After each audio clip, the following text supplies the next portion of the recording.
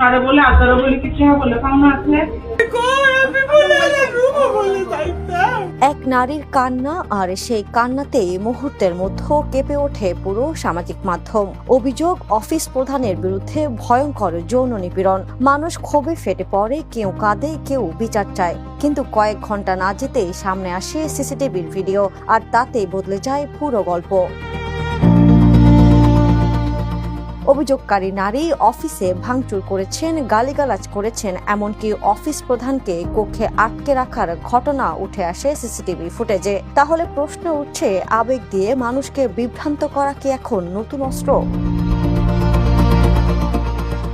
ক্ষমতার অপব্যবহার ও অনিয়মের অভিযোগে আলোচিত কুমিল্লা স্বাস্থ্য প্রকৌশল অধিদপ্তরের নির্বাহী প্রকৌশলী আবুল খায়েরের বিরুদ্ধে যৌন নিপীড়নের অভিযোগ তুলে কান্নায় ভেঙে পড়া এক নারীর ভিডিও সামাজিক মাধ্যমে ভাইরাল হয়। তবে পরে সিসিটিভি ফুটেজ সামনে আসতে ঘটনার ভিন্ন চিত্র উঠে আসে। অভিযোগ অস্বীকার করে আবুল খায়ের দাবি করেন, বদলির আদেশে ক্ষুব্ধ হয়ে ওই নারী মিথ্যা অভিযোগ তুলেছেন। তিনি বলেন, বরং তাকে কক্ষে আটকে রেখে অপদস্থ করা হয়েছিল এবং নিজের নিরাপত্তার জন্যই পুলিশ ডাকতে বাধ্য হন তিনি। ঘটনার ভিডিও ও পাল্টা বক্তব্য ঘিরে এখন সামাজিক মাধ্যমে চলছে তুমুল আলোচনা।